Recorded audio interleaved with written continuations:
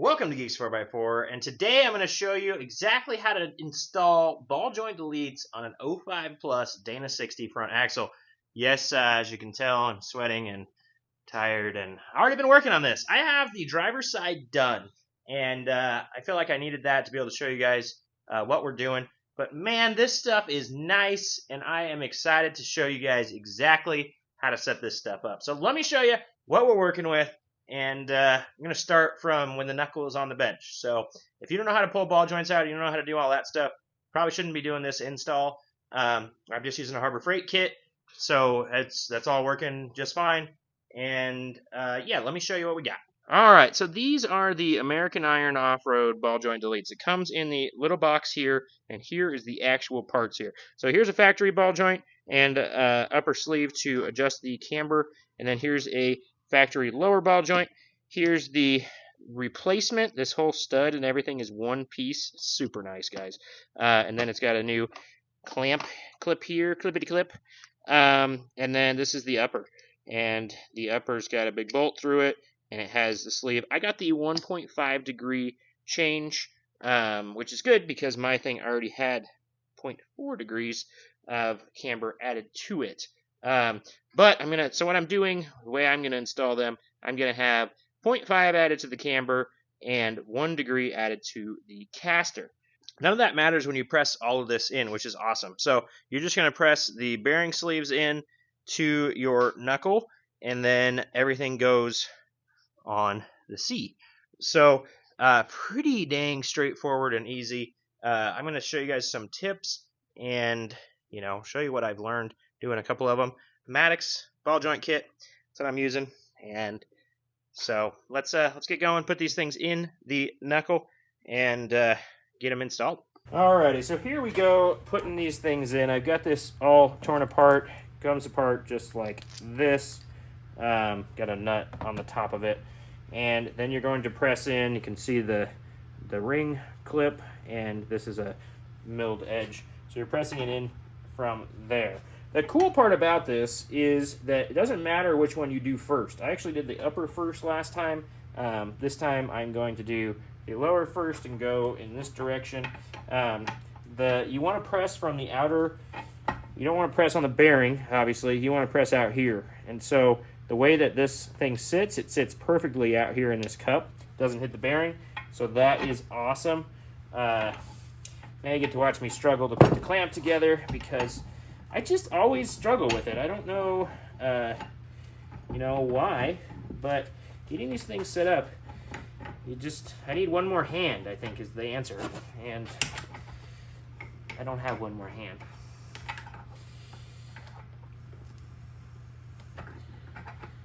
So yeah, I'm kind of using this other little cup down here. Might not be the right thing to use for the bottom, but it worked last time. Get a little bit tight, and here we go.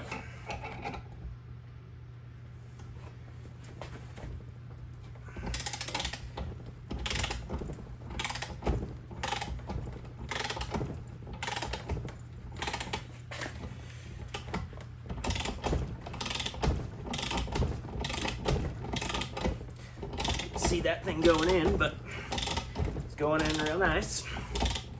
Just in case you were wondering.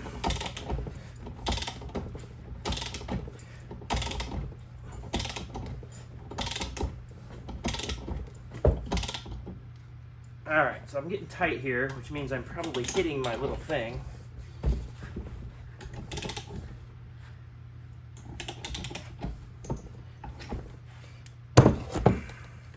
Now it's not seeming like it wants to go in there. Okay, might have done something different down here. Well, done this one on this one, down in here. Yep, I think that's what I had to do. Gotta extend this thing like all the way out. And drop it on the floor 4 times before you get it in. It's also important. Alright, let's try again here.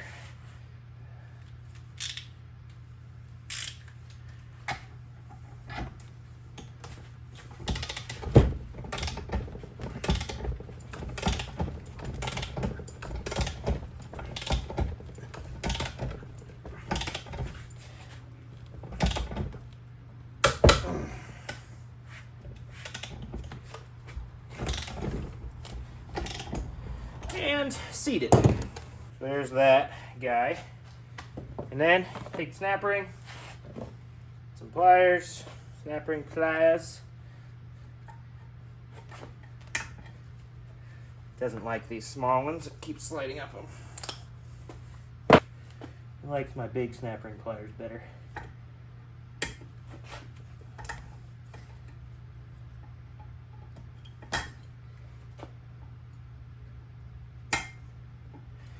You want to hear that snap. And you hear that snap, you know it's in there. So this goes on like that.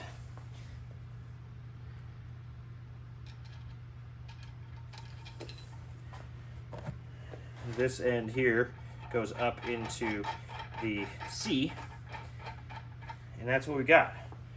Now I need to flip this thing, get it to where I can press on it this way, and do the upper.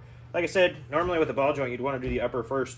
Doesn't matter with these because you can press from either direction. So, pretty awesome. All right, so now you can see we got this guy, and this needs to go in from the top. The other thing with this, I will tell you, this little ring likes to come out. So just be careful with it and make sure it doesn't come out. So, same thing. Gonna set her up. Just gonna press her down in there. And so this top of this fits on that really nicely. Yeah, so it's the same thing. You want to be pressing from that outer race, not on the bearing. Bearing does not need to be pressed, just the outside.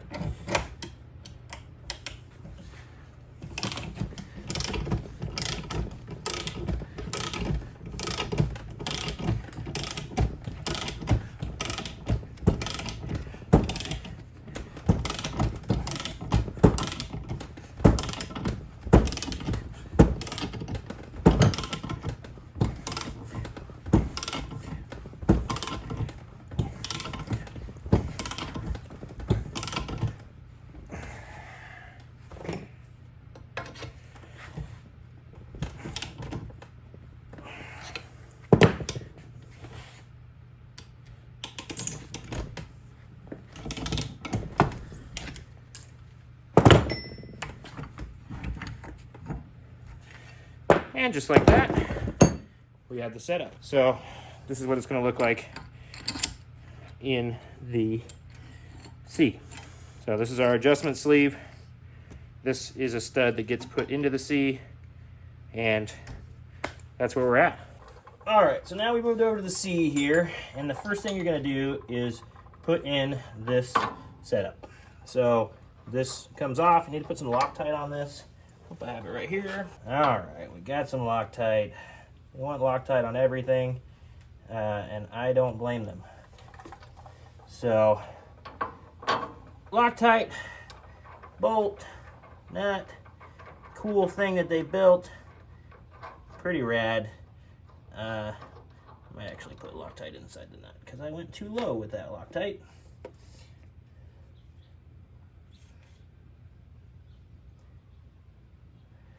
Yeah, I do like a little Loctite inside the nut there. Probably a better place than on the stud, actually, for this application. These are all nylocks as well. For the bottom of this, they put a 8mm hex in it, which is awesome because you can hold on to it. And then the top is a 1 1/4. And this needs to go to 100 foot-pounds of torque. So let's see if I can hold these things simultaneously and make that happen. That's going reverse. It's going to be better to go forward.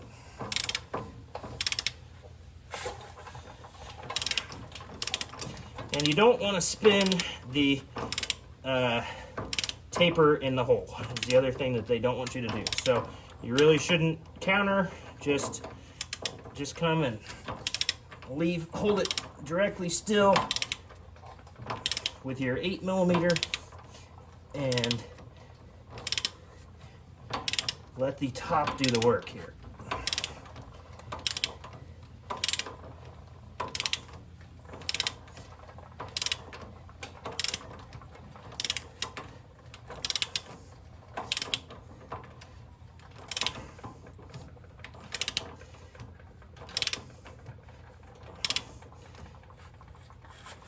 And there it is, 100 foot-pounds. Blower stud installed. All right, now to the more challenging part of the install on the hook, at least for me. You might be smarter than me, and this might come really easy. So I took that alignment sleeve off. I don't know if you guys can see that on camera. This is my alignment sleeve here. So this right here is our alignment sleeve. This is our 0 setting. So this means we have 1.5 degrees of negative caster on this guy. 90 degrees, camber, sorry. 90 degrees puts it at 1.5 degrees of caster to push it back. I'm going to put it at 105. So that's super easy to figure out. Not. That's the only thing that I would say is difficult about this, is trying to figure out exactly what it is. And that just might be me. It might be my brain. I might be trying to do too much with this little thing. That's very possible. But this is the part that takes me the longest. Took me the longest on the other side. So I want to be at 105. 105 gives me 15 degrees over 90. And according to their chart, 75 degrees, which is 15 degrees under 90, gives them 0.5 of negative. And I don't want to be negative caster, camber. CNC, this is a little bit hard to explain. I want to be positive caster, so I went above 90 degrees. If I went below 90 degrees, I'd have negative caster. So I want positive caster because I know it had positive caster shims in it before. It had 0.04 or 0.4 ones. I'm trying to be about 0.5 of positive caster, give it a tad more than it had before. Okay, so what I do is I take and I make this pretty much straight with that. I'm going to take the old eyeball and I, if you can keep this straight and get it angled down in there, you can really get it close, and you can see and mark. And darn it, that doesn't look pretty good to me. So I'm going to mark this across the back with my Sharpie, take it over to my grinder, and put a flat piece in the back of that so that this will drop all the way down. And the angle, yep, you can see it's riding high, so we want this to drop all the way down. So that's the idea. Where you want enough room in there that this can expand a little bit. So he said credit card width is as wide as you want to be with that crack. So it doesn't need much at all. And yeah, that's what we're doing here. That's I'm trying to make this understandable for you guys. For whatever reason, my brain is just having a hard time with it. So if you think this is super easy, awesome. You can make fun of me in the comments. But this is, I'm just like, I don't know, I get worried about it or something and I can't figure it out, and so it takes me a while. So I'm going to take my time on this, measure some more, and make sure I'm perfect, get a mark on there, and then get to work grinding this thing down. All right, here's the first test fit.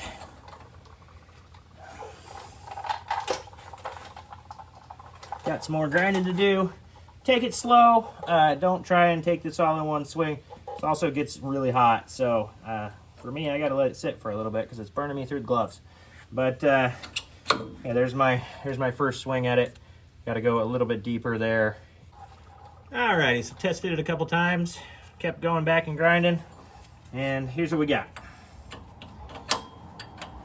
Boom!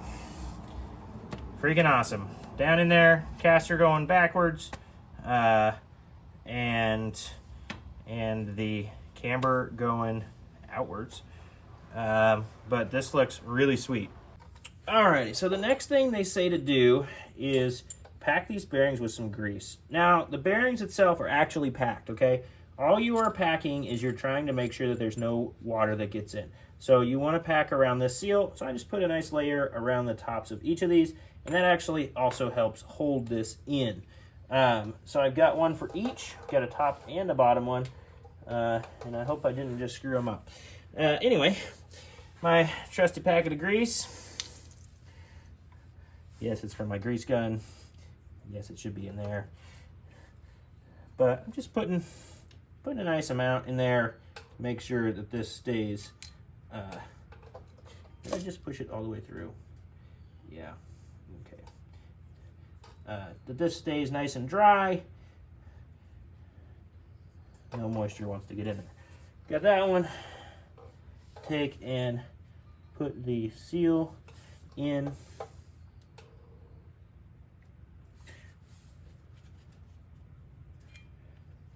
And then put that top plate on. There's also one on the bottom, so make sure that stays in there too. If you need to put some more grease on it, this one doesn't want to stay, so I'm going to put a little bit more grease on it. Try and get it to stay. And I like to do the top one right now too, I decided, because you really can't get it once it's in there. So you need to just do it while you're here and get it to where its O-ring and everything is in there as well. And then when you put on the bottom nut, because you put the bottom nut on first, you can actually put the top one in, not have to worry about this. So get this, putting the O-ring in around the inner race, putting this washer on, making sure that little thing I showed you right at the beginning is still in there. It is currently, so that's good. And then there's my thing for that. Last time I did it afterwards. I'm going to try and do it before this time. I'm going to put some Loctite in here. I'm going to get the camera where you can see what I'm going to do. Loctite in this nut. And then we're going up. So what we're going to do is line this one up with the stud. Make sure you get that bottom washer because it wants to be kicked out now. And then drop the nut so you can't find it, so you have to hold it forever. It's more fun that way.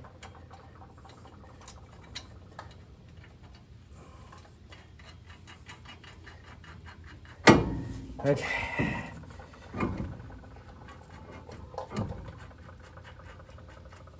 All right. So that in the instructions says go to 60 pounds. I found that 60 pounds is a little bit tight for this setup. I'm going to go to 50 this time, and this says to 80 on this, and I'm going to go to 70 on this. That's what I ended up with on the other side to make it to where I could actually turn it. It's still really tight, but I think it will work in as it loads and stuff like that. Yeah. Now, they say you can tighten the bottom one. I don't know. I like the idea of putting this thing in right here, right now. Mine currently doesn't want to come up high enough to get me to put on a thing. So we're going to have to tighten the bottom one first. Maybe that other C over there is bent a little bit. That's why it's so tight. We're about to find out. So the bottom bolt is a 1 1/16, the bottom nut. I'm going to put my torque wrench to 50. Try 50 first. See where we get.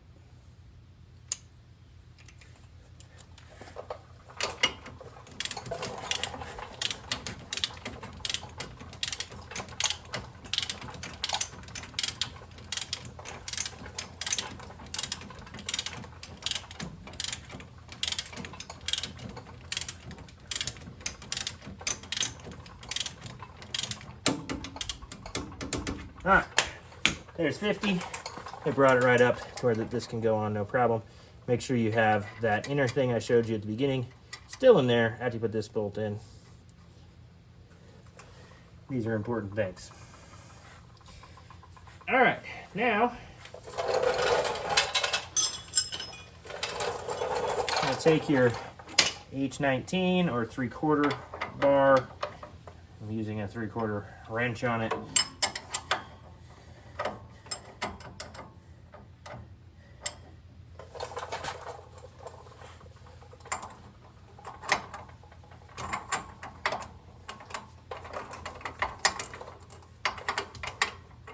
And I failed to put Loctite in this one.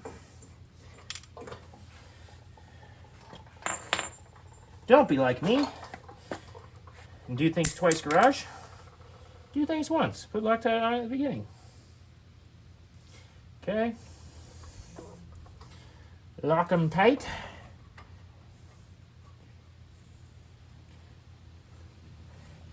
And since the torque wrench is already set at 60, I'm going to start out at 60 on this one too. Or 50. That's a little weak. I'm going to go to 260 on the upper to start with. Okay. As you can tell, it's already a little tight, so we want to make sure we don't get it too tight.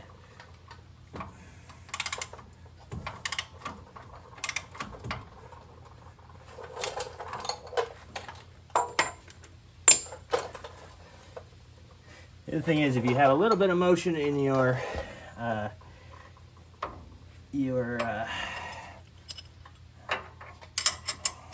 bar piece thingy, then you need to make sure that it doesn't move too far out of where you want it, because it will spin the whole thing.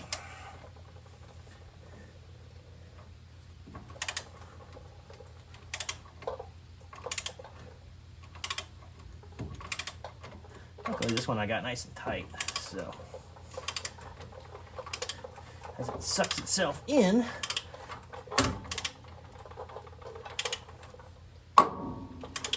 yeah, the last one popped like that too.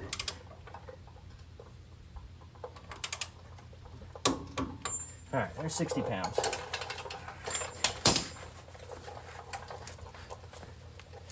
You know, 50 and 60 on this one feels really nice. Really even with the other one. So I might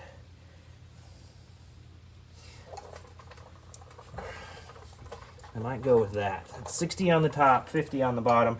Figure out the feel. We've got nylock nuts, so all you're adjusting is the preload on the bearing. And so yeah, I mean, this is, I can move it with one hand decently.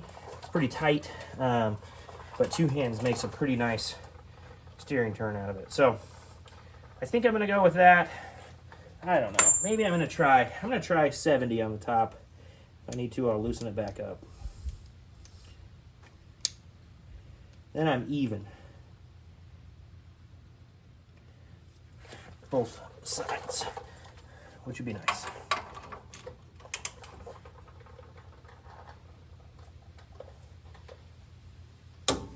Okay. Yeah, that works. So 70 on the top, 50 on the bottom, 10 below the recommended specs on their instructions for my purpose. I don't know why. I don't know if mine's bent. I don't know if that. It's pretty tight, but I think it feels like a pretty fresh ball joint to me. You know, two hands can move it pretty easily, but it's not flopping all over the place. So I like it. That's what I'm going to run these at, and we'll see. So there's the install of those ball joint deletes. Pretty awesome. I am extremely impressed with the craftsmanship, the way that these are built. These are like chromoly, he said. And I don't remember the numbers, but I thought it was a number and then chromoly. But super nice machining. Everything fit perfectly. Yeah, I'm super duper impressed. So yeah, the install is as simple as that, guys. He's got to line up that ring deal that they've got set up.